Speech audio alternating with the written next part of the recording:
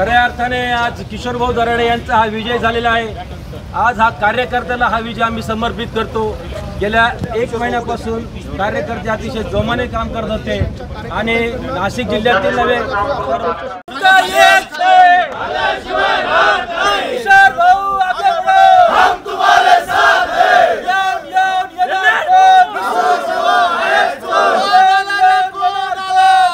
दुसऱ्यांदा तुम्ही आमदार जाणार आहात, नेमकं काय भावना, पहिली काय प्रतिक्रिया?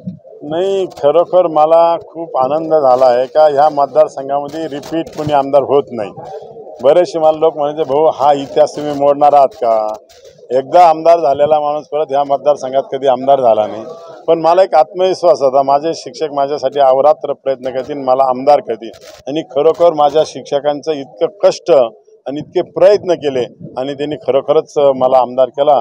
त्याच्यामुळे यापुढे मी आमच्या शिक्षकांची सातत्याने सेवा करणार आहात आणि मी त्यांचा सेवक म्हणून 6 वर्ष काम करणार आहात। साधारण महाविकास आघाडीचं पारडं जड होतं असं मानलं जात होतं, कारण ते एकत्र पक्ष होते। तुमच्याकडून मात्र अजितदादा पवार गटाचे उमेदवार उतरले होते मैदानात, तर जे दुसरे आमदार उमेदवार होते त्यांचं बॅकग्राऊंड बीजेपीचं होतं। असं वाटत होतं की महायुतीत जे आहे ते बेबनाव आहे, तरी तुम्ही ही किमया कशी केली? नाही, किमया कशी केली म्हणजे मी सातत्याने या मतदारसंघात 6 वर्ष प्रामाणिकपणे काम केले। अनेक शिक्षकांचे मी कामं केले। ह्या मतदारसंघात नवीन कल्पना आणलेली मी शिक्षक दरबार, या शिक्षक दरबाराच्या माध्यमातून असंख्य शिक्षकांचे मी कामं केले। राज्याचे मुख्यमंत्री एकनाथराव शिंदे साहेबांनी आमच्या शिक्षकांना 1160 कोटी रुपये दिल्यानंतर आमच्या शिक्षक साधारणतः 97 ते 98% पगार, 20% पगार घेता। त्याच्यामुळे मुळात आमचे शिक्षक त्यांच्यावरही खुश होते। दुसरी गोष्ट, डिसेंबर महिन्यामध्ये राज्याच्या मुख्यमंत्र्यांनी सांगितलं, एकनाथ शिंदे साहेबांनी, की तुम्हाला जुनी पेन्शन योजना लागू करू, आणि त्या पद्धतीने 5,500 लोकांना जुनी पेन्शन योजना लागू केली। 21,412 लोक राहिले, ती सुद्धा ते लागू करणार आहे असा मला आत्मविश्वास आहे आणि ते मी लागू नक्की करून घेणार आहे। असं म्हटलं जातं की मुख्यमंत्र्यांना या निवडणुकीत उतरावं लागलं। मुख्यमंत्री निवडणूक नाही, मुख्यमंत्री सगळ्यांच्या सुखादुखाला सगळ्यांच्या मदतीला येतात। सेपरेट काय याच्यासाठी उतरायला लागण्याची काही गरज नाही, पण त्यांचा स्वभाव जे प्रत्येकांना भेटणं, प्रत्येकाशी बोलणं, प्रत्येकांना वेळ देणं।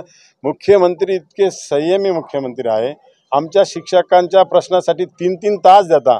आतापर्यंत महाराष्ट्रात राज्यात असं कधीही घडलं नाही, आमच्या शिक्षकांसाठी मुख्यमंत्री 3 तास देतात, आमचे प्रश्न समजून घेता।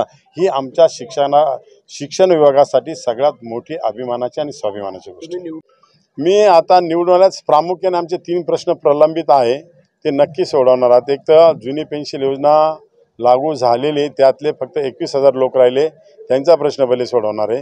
गेल्या 12 वर्षापासून आमचे बांधव 20% पगार मिळत नव्हता, आता कुठं शिंदे साहेबांच्या कृपेने मिळाला, त्यांना 40% मिळाला पाहिजे, ही प्रामुख्याने आमची मागणी आहे। आणि 40% देऊन तर प्रचलित प्रमाणे दिलं पाहिजे। दरवेळेस आंदोलन करायचे, दरवेळेस भांडायचं आणि टप्पा वाढू घ्यायचा, ते आमच्या शिक्षकांना ते काही मान्य नाही। प्रचलित प्रमाणे झालं पाहिजे, ही प्रामुख्याने मागणी आहे। तिसरी मागणी आमची आश्रमशाळेच्या वेळेत बदल करण्याची मागणी प्रामुख्याने, त्याचा टाईम 11 ते 5 करावा, ही मागणी येणाऱ्या काळामध्ये मी लवकरात ती मागणी पूर्ण करणार आहे। तसं जर बघितलं, मला सामना करायची गरजच पडली नाही। मी सातत्याने 6 वर्ष काम केलेलं होतं आणि आता मला एवढं कष्ट घेण्याची काही गरज पडली नाही। सामना झाला असं मला तर मुळीच वाटत नाही। मी एवढे उमेदवार असताना सुद्धा 10-10, 11-11 हजार मतांनी निवडून येतो। त्याच्यामुळे सामना कुठं असतो, फार घासून झाली असती, फार हे झालं असतं 1000-500 मतांनी, तिथं सामना म्हणता येईल। पण याच्या सामन्याचा करण्याची वेळ माझ्यावर काही आलेली नाही असं नक्की मला वाटतं। Thank you sir.